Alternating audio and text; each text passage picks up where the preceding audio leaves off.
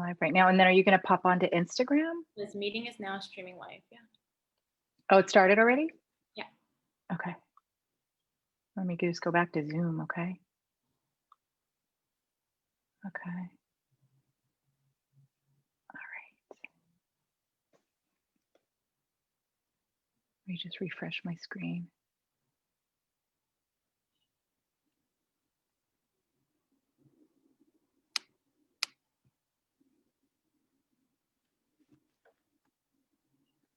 Wait, can you see us on Facebook, Sarah? Oh wait, I'm not on my news feed. I have to get onto my page. Okay, there I am. Okay, great, perfect. Let me hit record.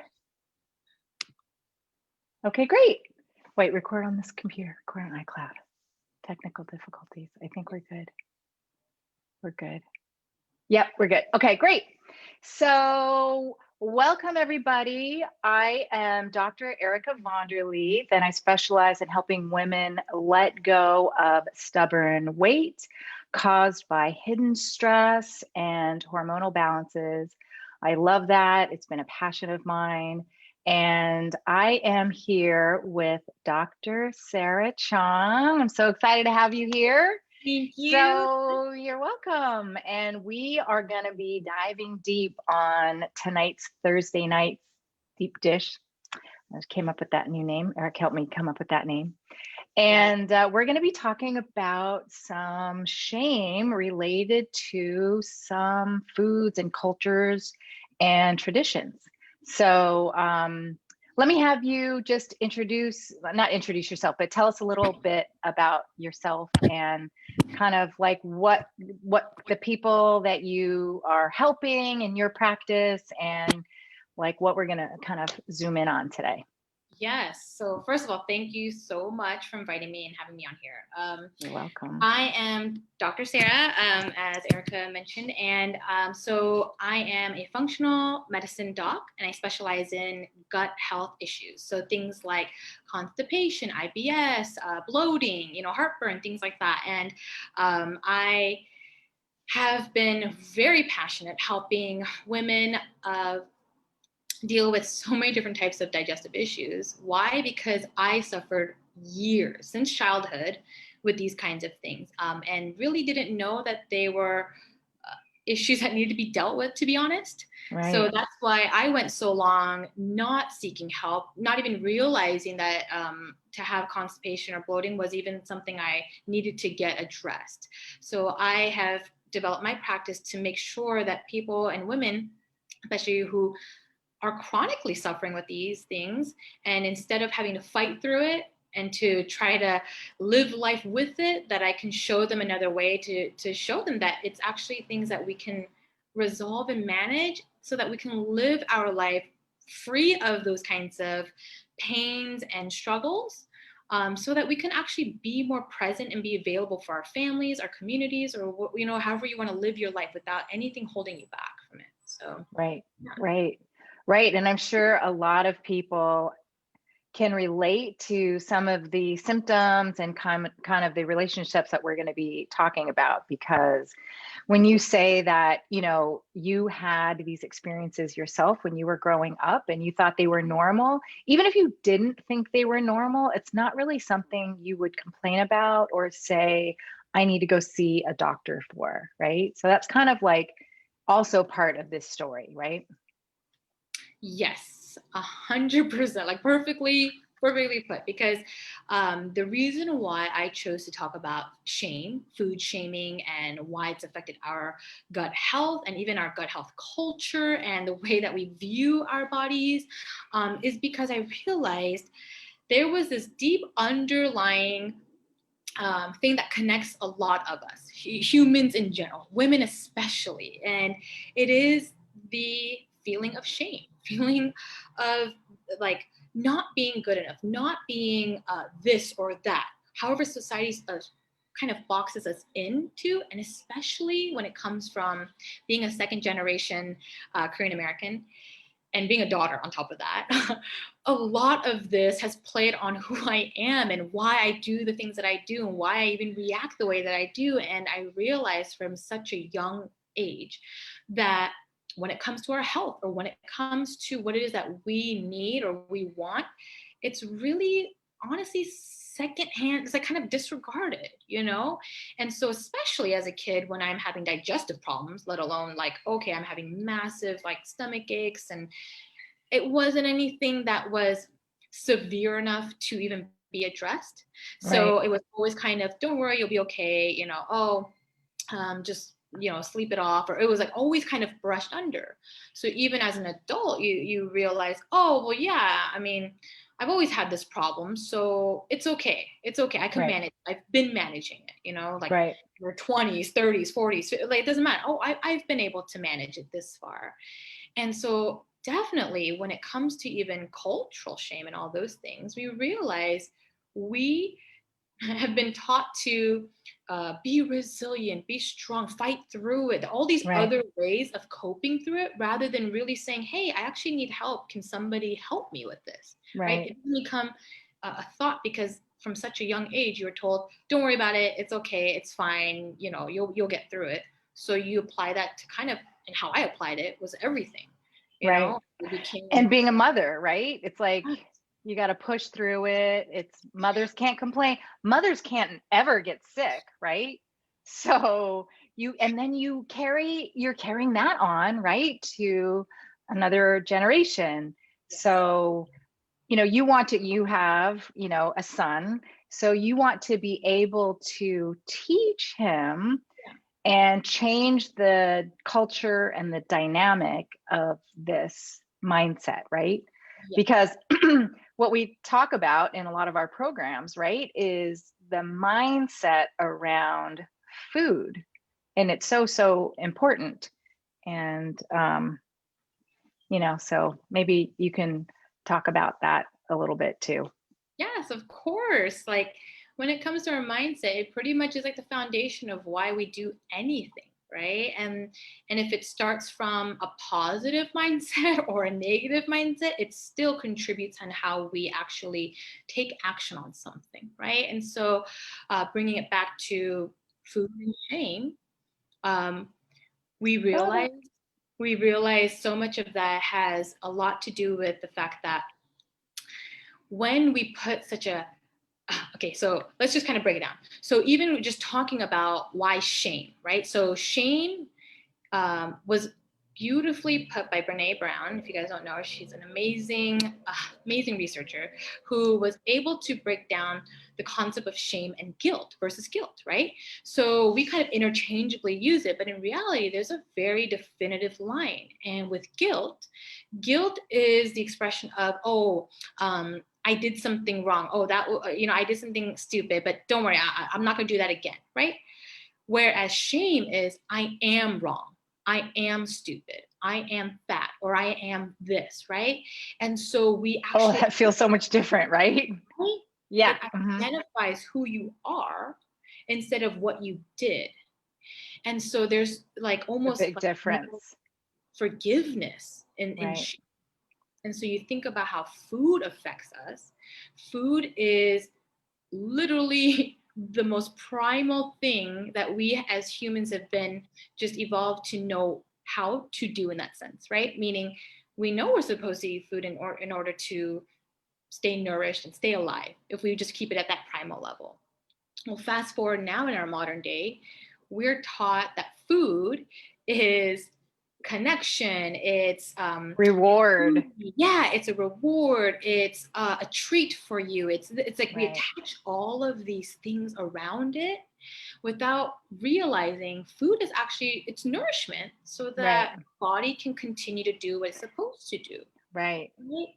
Yeah, but And why can't I eat the cookies and the cakes and stuff like that, right? We've been programmed now, right? These habits, like, from way back when in your brain, like, why can't I eat that? And why do I feel shameful, if I eat it? exactly. And even that right there. So breaking that down, the cookies, the whatever, all of those things, if you really realize that's not necessarily food, it's just the way that we've evolved to create these kinds of things out of ingredients which were food, right? So we disconnect ourselves from the source and the meaning and again, the culture, the reason why that came about. So because we lose ourselves in that connection from where it started from what it is today, modern life, which is the cookie, we don't have any sense of awareness for what it even does to us. We just know, oh, it makes me feel good in the moment. And so again, it's a deeper thing. Why did you not feel good without it? Right? What was it really doing for you that you needed that to make you feel good? And then on top of that, we don't ever want to say that that's the reason why we don't feel good, right? Like why it's causing us to have digestive issues, why it could be causing triggering anxiety, maybe hormonal imbalances that, you know, you and I see in practice from eating this way for so long, because our society sadly has set us up to believe that that is food. That when it comes perfectly, beautifully packaged, that is good, healthy, quality food. And so we actually lose connection of where food really even came from and what it is and what it does to us.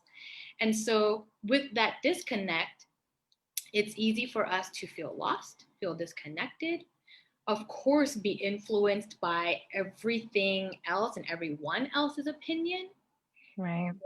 their views on food and their views on our foods, our favorite foods, our cultural food, whatever it may be, right? Everybody else's opinions, it creates this response of shame and negativity and this sort of shock to my system that, oh my gosh, it literally is my identity, and you kind of shattered it by your one comment of, oh, you're having that, or oh, you're having seconds, or oh, you sure you want to eat that, right? Those little Yes. That you you, don't even realize, right? I mean, we do this, and the worst part is we don't know where it's really stemmed from. Maybe it was childhood, maybe it was mom or auntie or your friend or dad or whoever. But think of it like this: food was our connection to survival. right. Before we can talk, before we can do anything, food was provided for us. Right. And on top of that, if our parents or our protectors, our guardians, our caretakers didn't know really what healthy food was either, just from what they've been told that, let's say, you know, the baby cookies are okay, the juice boxes, those are great, only Well, because that's what the TV commercials tell us anyway. right? It's all And about so you think programming, you're right? doing the right thing, and your kid or the child doesn't know, so they're just receiving, and then that's how they grow and develop, believing that that's normal. Then let's say they go to school and they see some other kid eating something else, their reaction is, that, what is that? That's not food, or that's not this, and Right. that's not what I'm familiar with. And even being Korean American, I would never dare bring anything that didn't look like Right. the typical American lunch to school, right? Like, God forbid I ever let anyone know that I loved kimchi and jjigae and all these other things, because it wasn't common, right? It's so common now, but like it wasn't common then. So if it didn't look like a PB&J, if it didn't look like a pizza, if it didn't look like something that looked like on the commercials and normalized, then that's not food. And then Right. everybody else's opinions and shames and stories and all of those comments break us with what we identified as a part of who we are. And it creates this huge underlying shift of shame. Then we do that. We end up internalizing it. We can even become the shamer or self shame too. Yeah. Right? Yeah, and it's funny you say that in school, right? Because I totally saw that with my girls. They would often take, leftovers for lunch. They had their little thermos, and that would be perfect, right? Instead of a sandwich or, pizza or whatever. And there came a point where they're like, I can't take that to school anymore. So it's hard to face that, right? So you'll see the same thing. Well, now actually, you can tell our viewers that you're in Hawaii, and I don't know, is the culture around food really isn't. You would think it would be more island and it'd be more natural and stuff like that, but it probably isn't, right? Because it's a domesticated American society now. That's such a great point that you even bring that up, because yes, even moving here, it has been so comforting, because it kind of does like make me feel really like my inner child gets so happy that I'll go to a restaurant and they do, even if it's not a Korean restaurant, you can get a side of kimchi, right? It's like common. Yeah. And Yeah. that they'll provide you chopsticks. You know, it's just like a given. It's like, wow, that to me, that was my norm growing up, because at home, in my home culture, was everything that resembled Korea from when my parents immigrated here, right? So then outside of those doors was all this whole facade of me fitting in, assimilating, and being this American person. But of Right. course, I don't look the typical American. Right. So even that, and so when I moved to Hawaii, it was kind of refreshing to be like, wow, yes, I do see more people that resemble me. And also our second, third, fifth, generations, right? And so they've, yes, collectively created their versions of what they remember from what's been passed down from generation to generation from foods. But yes, again, the sort of twist to it is that the modern version of it is not necessarily the best version, because Right. you take out the tradition, the complexity, even the time and quality, really. Right. That's really the Right. piece. And we've turned it and mutated it into something convenient, something quick and easy to even eat. Even the textures, it's like we do that to food now. It's like even the textures, Yes. we don't like to Right. chew, Right. right? And And how important is that, right? So important to chew your food. yes, But we're also in a fast, paced society where people are not thinking about their food and chewing, so they're eating too fast. But yeah, the texture is a big, huge. Or shakes, right? It's easy just to down a shake really quick because there's no chewing involved there. yeah. And I'm glad that you mentioned, because even leading into, like, think about, okay, at school, there's a sort of embarrassment, shame, guilt. Then at work, at workplaces, you would think as an adult, we would be like, no, we totally know what we like to eat. We know that, we can bring our own foods. Even at work, I can't remember like how many people comment on the foods that people bring to the office. God Yeah.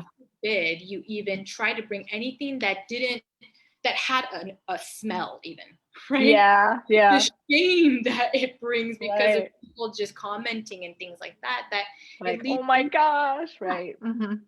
right?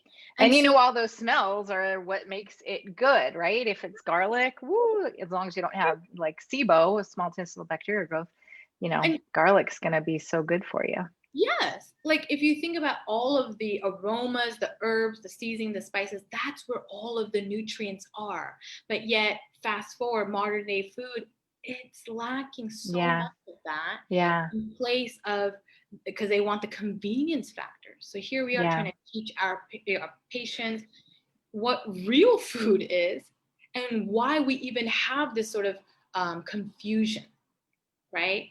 Why do we have these symptoms? Why do I feel so sick? Why am I so tired? Even for your patient, even the weight, all of Yes. the Right. pieces, yet even the foods that they're eating, for us, it's like an obvious thing, but because our society has literally inundated us with this is what real health food is. Skinny means healthy, or this means healthy, or it comes in this perfect little container and package, and we forget, like, Yeah. actually, Real food. which is like from the ground, from the earth, from our traditions, our cultural foods, right? Like, think back generations where even 2 generations ago, what they were eating, our great grandparents, what they ate, that was real food. It didn't matter where Right. we all come from. I come from Korea, or my ancestors come from Korea, or from the state, wherever. When it came to real food, it's because we knew where like we grew it, we harvested. Community wise, we would grow for each other and share. We knew quality, and yet now we've disconnected because, again, the convenience. Again, Right. like you said, with even work, we are taught to work so much that we don't even take time to know that eating is an important piece, that Right. cooking, taking the time to rest and share quality time would not only bond a family, bond communities. Instead, we're so individualistic that even the shame of, oh, that's what you're feeding yourself, or that's what you bring to work, you bring your own lunch. It's like all these little frictions that people put on us. and we put on everybody else and ourselves, and yet we're so overwhelmed by the constant battle that's going on that we don't even get to the real source of why do we feel this way. Right. Right. Yeah. And also what I talk about with my patients a lot is, that brain connection. It's not always just about willpower even, right? It's about Yeah. the eating the right food so that you're not starving, you don't have the cravings, and not sending that repeated vicious cycle, that negative vicious cycle of cravings, right? 100%. Yes. So beautiful that you brought that up, because this idea that we are a society of, oh, you need willpower, you're out of control, you need to take control of yourself, what's wrong with you, all those things. That is What's shame. wrong with you? Yeah, right. Or what's wrong with myself? Why can't I control eating? Okay, I'm just gonna have one bite of that cookie. Oh my gosh, I just had 10. What the heck? What's the matter with me? Hmm. And it's like, it's not that it's willpower or that you're out of control. I mean, think about it, what it's doing. Even the foods like the cookie or the chips, right? People are like, oh, I just want chips, I just have one, and then they have entire bag, because of the way it's processed. Even like, if we can just break it even down there, Yeah, they have, right. the way that it's made and processed is so that it is enhancing our taste buds and telling our brain that yes, keep eating more More, of that. more. Right, We are right, thinking, oh, we have no willpower, we have no control. No, they literally were set up for failure. We really right. are. So And you then, have to have a plan, right? If you're set up, if you know eating that cookie is going to set you up for failure, you have to, go around that and have your plan so that you don't get sucked down that path of failure. And that would be like, choosing the right foods and so even with that, it's like even having a plan. So here's the thing, and what I've noticed too with a lot of my patients, it's not that they they don't know, or that they lack information, or yeah, like they're stupid, or like that whole shame thing. It's literally this: they have so many things coming at them, so much information, so much deep rooted, yes. so much of this kind of absorbing, letting everything in, and they're trying to process it, but they've never been given the tools to even know how to release or how to process or even Yeah, they how to have the let tools. go. All you have to do is look on Google, right? Google has everything. And that's where you get that information overload. You don't know which blog to listen to, or what's going to work for you, even because you had posted something about intermittent fasting, and it's not for everybody. I happen to do intermittent fasting, and when I work with my patients, I suggest it, but you have to see how it works for you. And it can't be, I was actually just speaking to a mom the other night, and she was saying that somebody she knows, I won't, name names, but somebody she knows does the intermittent fasting, starves herself until it's time to eat. So intermittent fasting, say, is you're fasting for 16 hours and you're eating in an 8-hour window during the day, basically is starving. And then once it's time to eat during her eating window, she eats anything and everything, doesn't exercise, and feels like crap, right? And the only thing that she does for herself is get her nails done. Mhm. And granted, if that makes you feel good, great. I'm all for that. But just thinking that intermittent fasting is going to solve, Right. and that's only your weight problems, right? She's just doing it just for weight, and she's drastically overweight, supposedly. Then you're not going down the right way, right? But if you have a practitioner or someone that you know and trust and has done this with several people before, that can guide you the right way, then that's a different story, right? Exactly. And really, a lot So of it, like you said, it's like we are so quick to just jump on any new diet plan that has been shown to, hey, this is the new fad, this is the new thing. And that's why I had to kind of snap people out of the intermittent fasting thing, because first of all, there's so much that they don't know about what it actually is trying to achieve and do, right? What's the purpose of it? They're just like, oh, we're gonna stop eating so we can lose weight.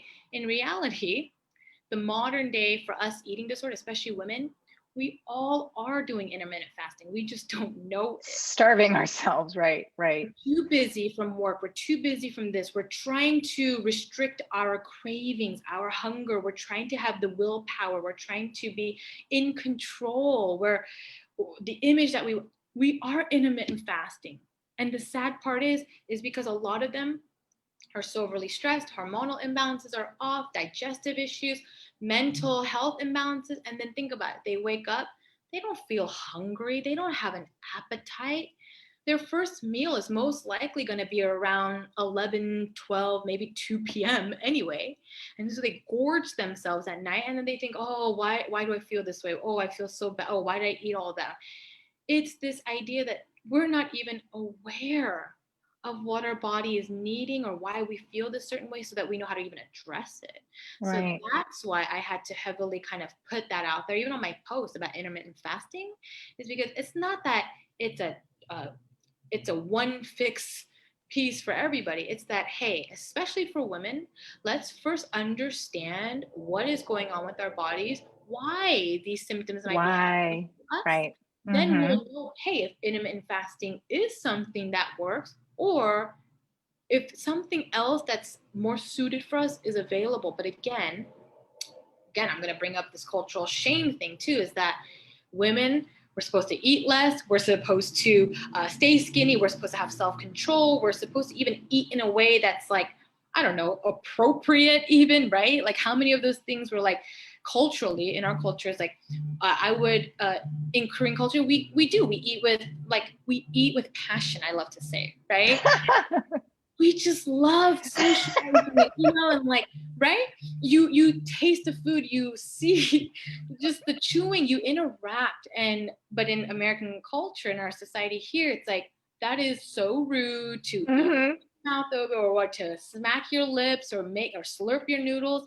Mm-hmm. And you see that different cultures have different ways to express it. And then again, Right. again comes in that women especially, you got to be very dainty, and like you eat and you don't eat all of it, you eat half and you give it to your partner, or you take it to go. Or that's another part of willpower, is if you go out to a restaurant, have half and tell them to pack it up.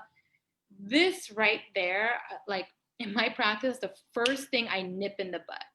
I say the reason why we are hungry and craving is because our body needs fuel. It Mm-hmm. needs food. Do not deprive yourself The and right types stop of foods, eating. right? It has to be the right Exactly. type. Yeah. Mm-hmm. The right What types is of real foods. food Mm-hmm. compared to what society tells us what food is, Mm-hmm. right? Mm-hmm. If it's real food, you eat as much as your heart desires. And there is no way that like you pulling in nutrients is going to be bad for you. But yet, Mm-hmm. when it's artificial, when Right. it's not real, that's when a lot of these problems happen.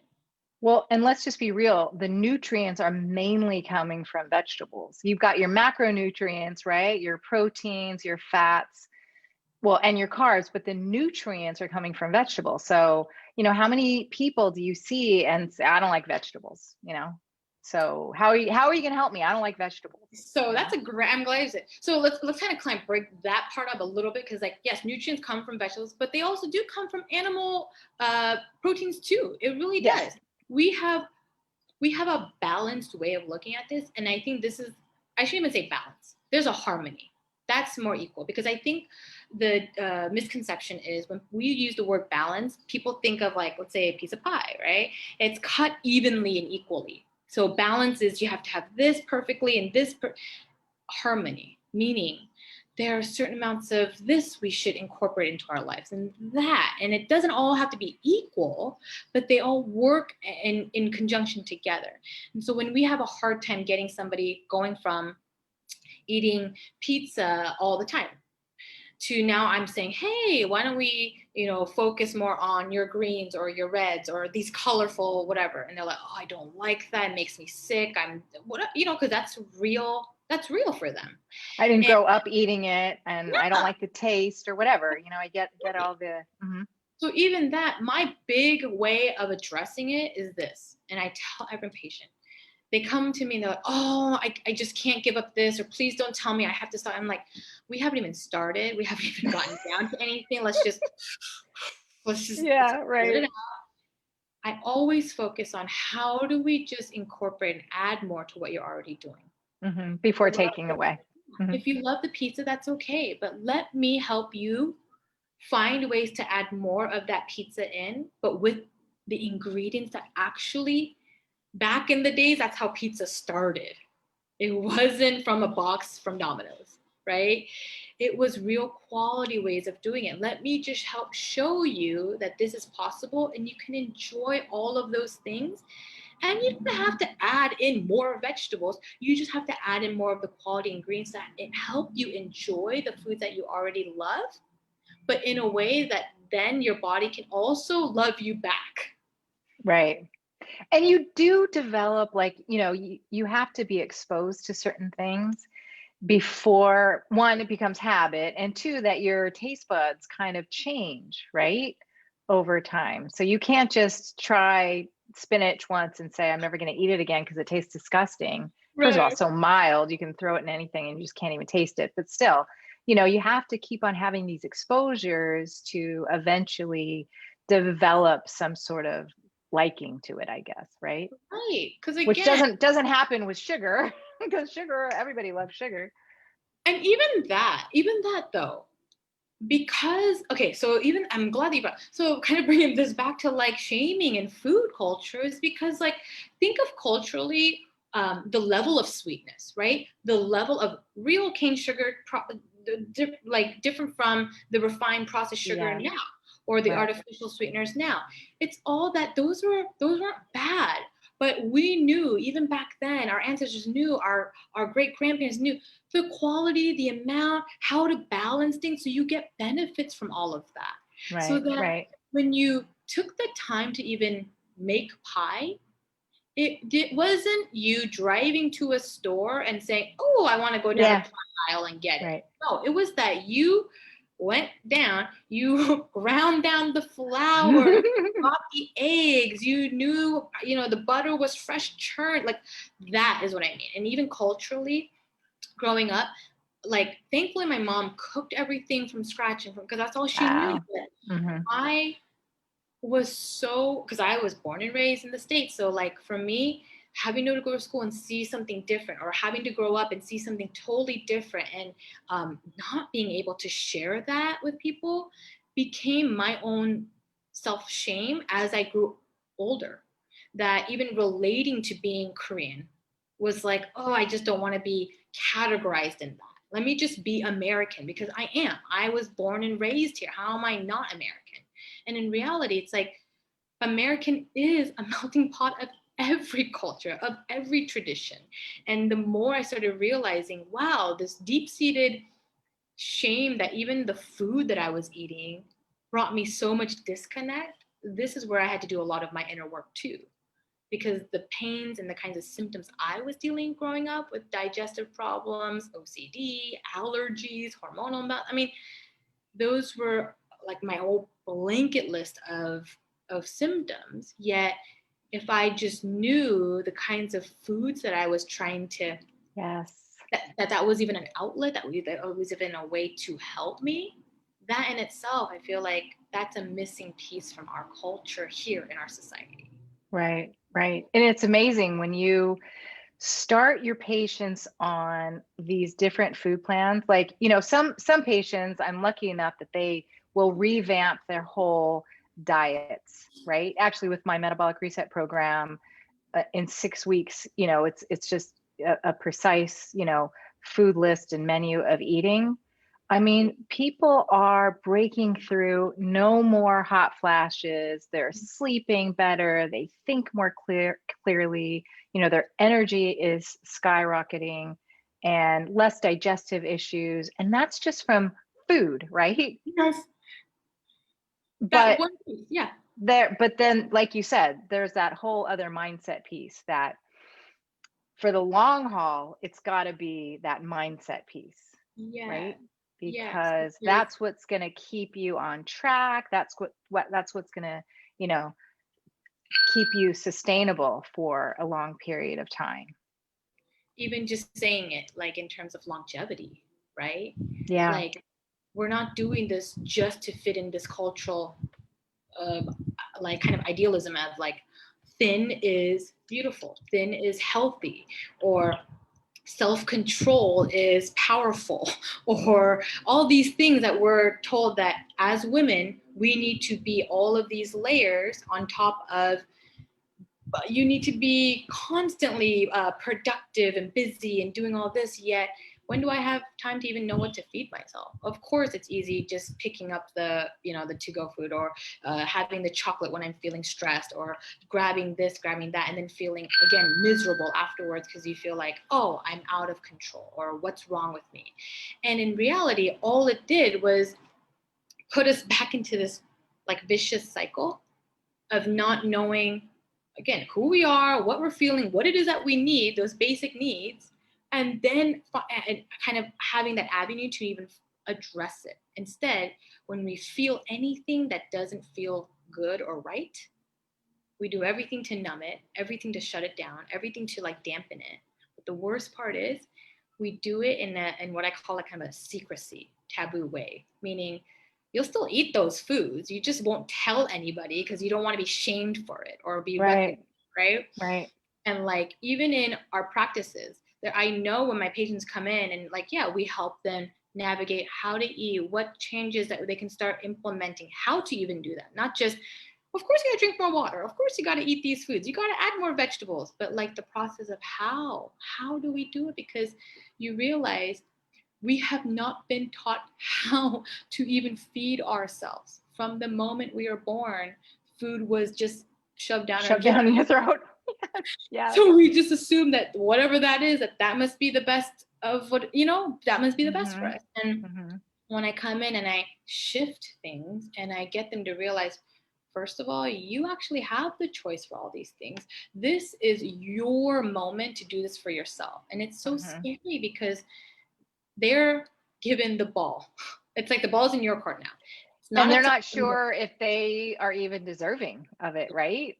That's another thing. It's like, okay, maybe somebody wants to feel better. Somebody wants to get rid of their digestive problems. Somebody wants to lose weight or think more clearly, but you know, it, can I do it? Right. So there's a fear of failure. And then, do I even deserve to be feeling that way? Or, I mean, there's so Oh, many other things going through people's minds.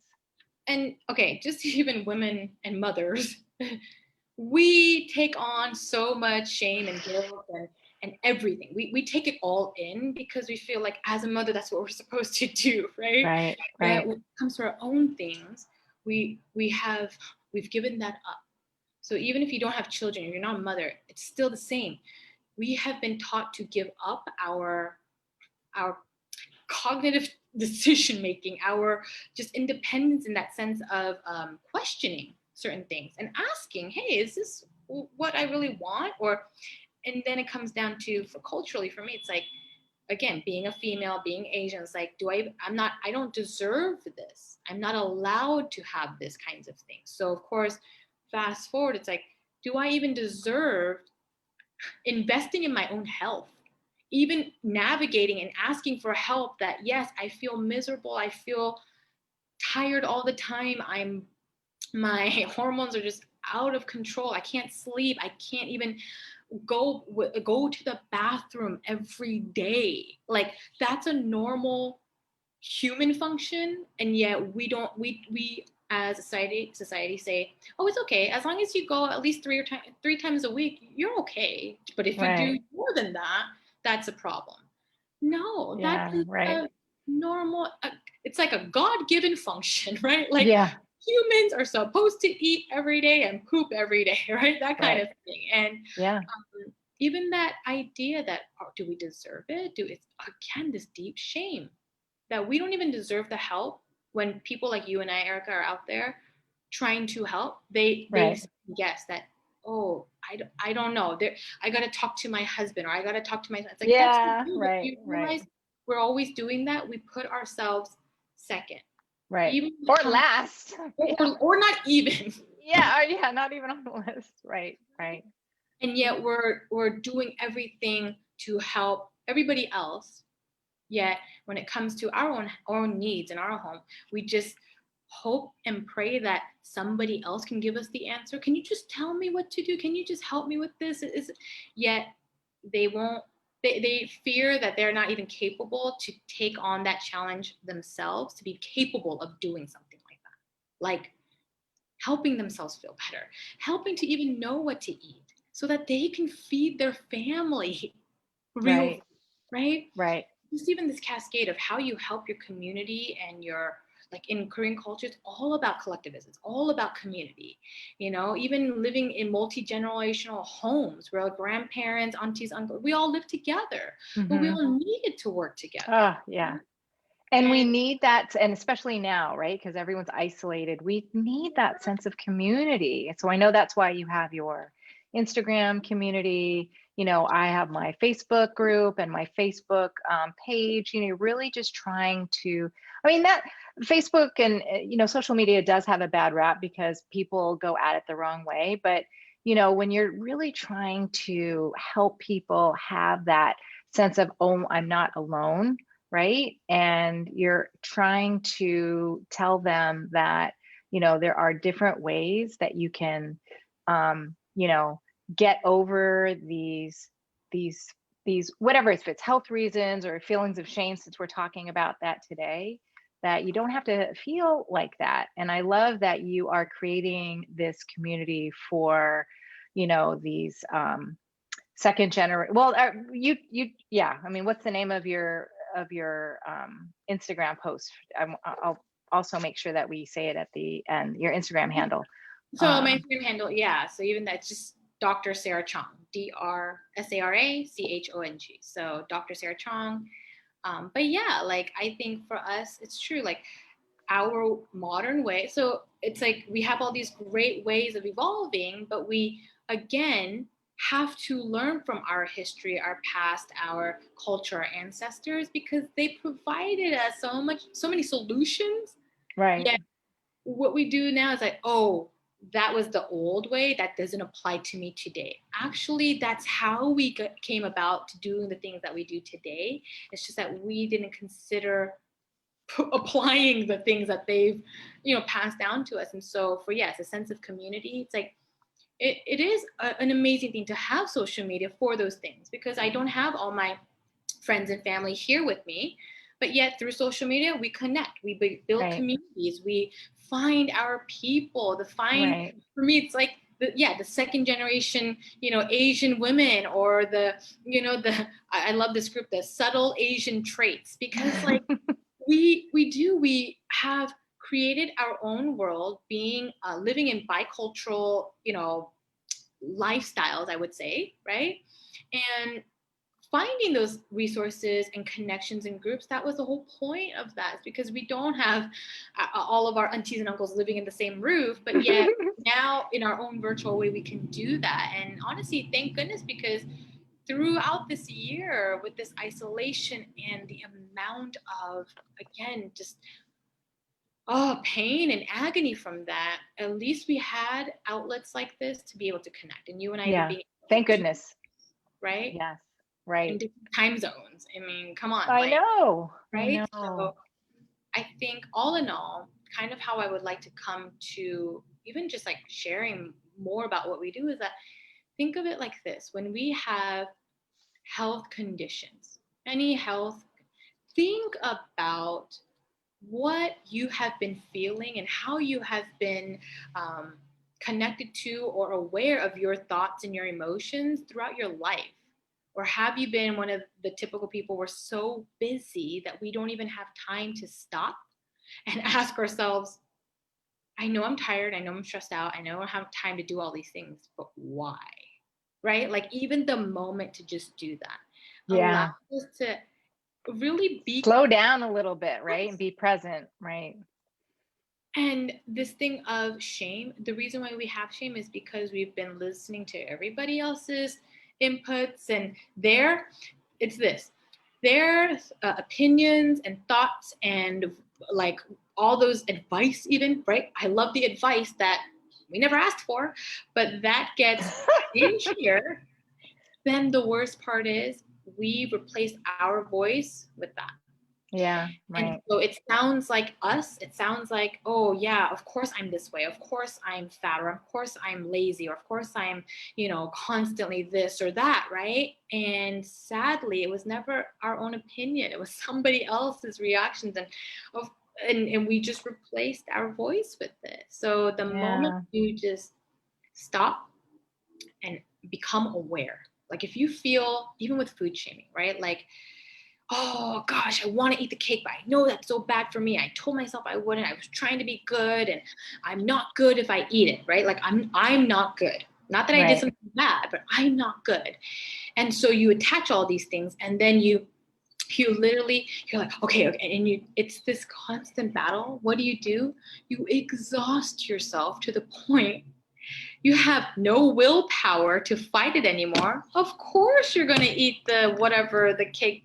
You're going to eat more uncontrollably, only because you didn't get to ask yourself, why do you feel this way? Why did you burn yourself out? Why do you feel anxious? Why are you feeling pain wherever you feel pain? Just take the moment of even trying to listen to yourself before going outwards and going on Google and asking, everybody else, and take a moment for yourself. You'll realize that is like step number one, because it'll stop that from even happening, that ruminating, right? The constant rat on the wheel, right? And then even secondly, setting boundaries. What that means is, now that you know that you feel anxious and your reaction to anxiety is, let's say you go immediately to pint of ice cream, right? That's like the 1, 2, 3 step. You feel anxiety. Ooh, I don't like this feeling. Ice cream is going to help it. Then you stop eating the ice cream. You wait a little. Then you feel all sorts of emotions and negative and pain now, and your diarrhea and all that, right? Like everything from it, right? Well, what you do now that you know that when you start feeling the sensations you do that relate to, let's say, anxiety, stopping already sets boundaries, already shows yourself, oh, shoot, I totally changed my normal response pattern. Yeah, right. And So that's like a little win for you, and your brain's like, oh, woohoo, right? yes, that's the part where like, oh my God, I'm totally actually in control. I can do this. Or I can feel the pain, the negativity, the sadness, the loneliness, the anxiety, the digestive, the hormone imbalance, but yet I didn't just resort to the instant gratification of numbing it. I took the time to literally understand and unravel why that's happening. And what does my body really need instead of the ice cream, right? So Kind of that figure that out. even when it comes to these fat diets, and okay, well, so Dr. Sarah, I don't know what to eat. So then what do I do? If I can't have the ice cream, what can I eat? It's not even about the food, is what I'm trying to show you. Oh, The yeah. mindset in itself, it's not even That's about so true. about the foods. Yeah. Yeah. I mean, that's a really good point that I always bring up, that the food, the weight is, we've talked about this before, is so superficial. It's not about the food all the time. It's about so many other things. So again, today we're talking about shame, but it might be, did you sleep well? And if you didn't sleep well, what hormones are those triggering? If you had a glass of wine, what is that doing to your blood sugar and your hormones? Are you dehydrated? You didn't drink well. Is your microbiome totally messed up? Are your detox pathways totally messed up? So it goes so much farther than just the food, or limiting the food, not eating the food, or the scale, right? Yes.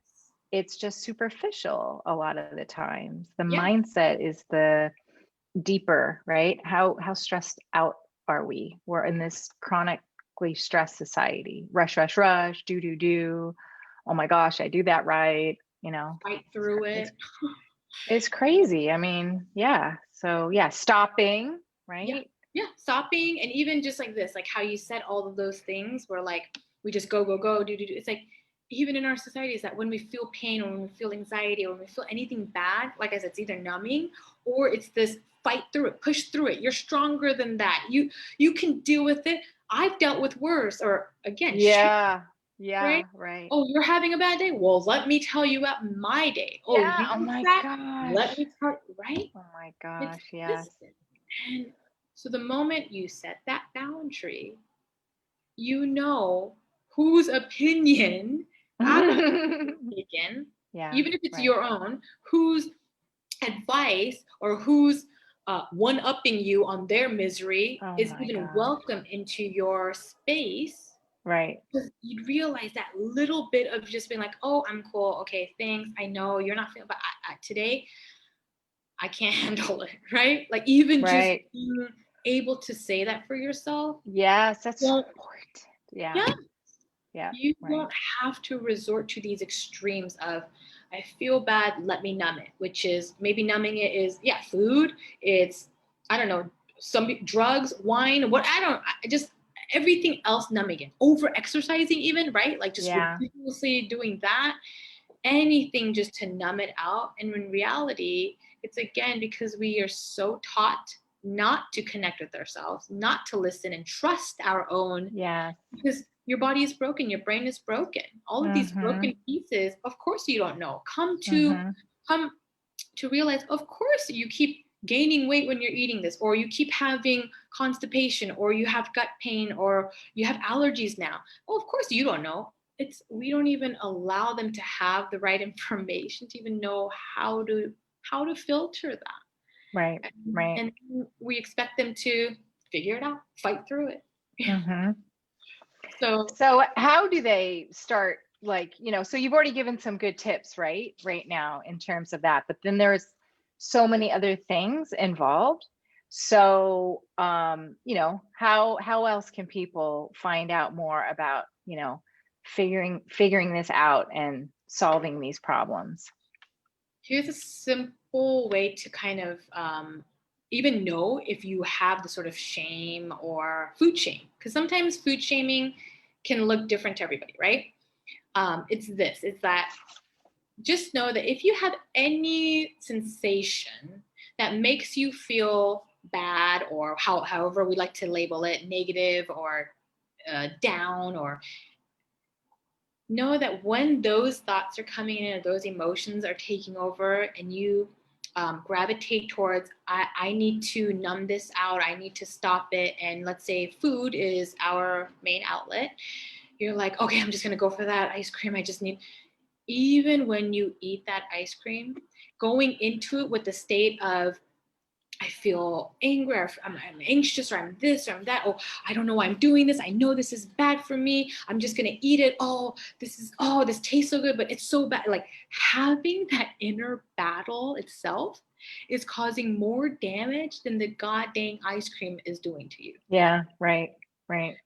So stopping that right at that moment of going, oh shoot, okay, I feel totally terrible for eating this. It's like you saying that already is going to stop you from Right. digesting food.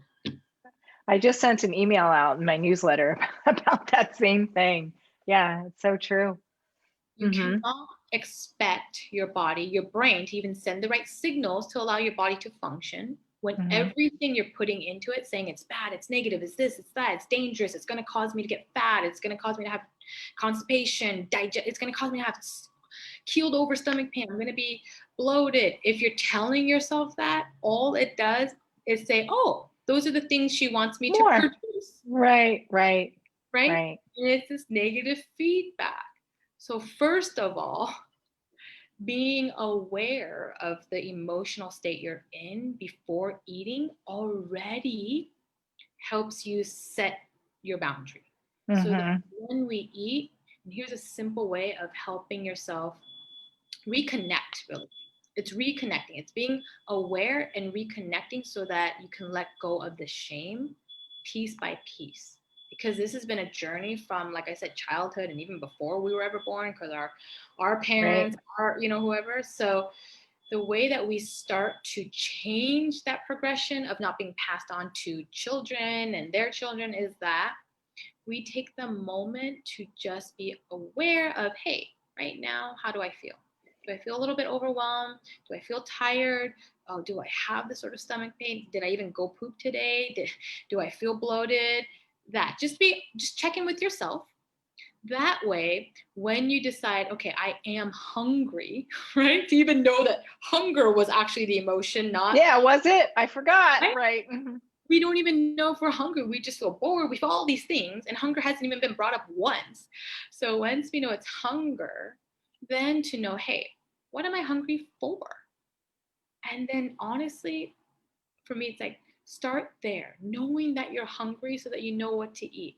And you're probably thinking, yeah, but of course I want to eat the chicken wings. You know what? At this point, because we're not even working, take the time to enjoy it for once. Because a lot of us don't even enjoy those foods. We just do it because we're fighting this sort of, oh, you shouldn't do that. It's like you're fighting against those shame, but doing it in a way and that's rebellious and that's actually hurtful. Yeah. So at least when you are going to eat the chicken wings, sit down, enjoy it, right? Let your body, let your digestion, let your brain start to produce the right digestive juices, all those things to first help you digest it. Right? Because let's at least take the guilt, the shame, the negative out of the way so that then you can see how you really feel and check in with yourself after you eat to see how you feel. Yeah. If you feel energized, if you feel good, if you just feel neutral, great. If you feel bloating, allergies, tired, irritable, right? You feel like just everything your husband does is just getting under your skin, everything your kids do getting under your skin. If you feel anything different, so you got to check in with yourself, right? Yeah. Right. Maybe something I ate could be triggering this. Then you become empowered. You become your best,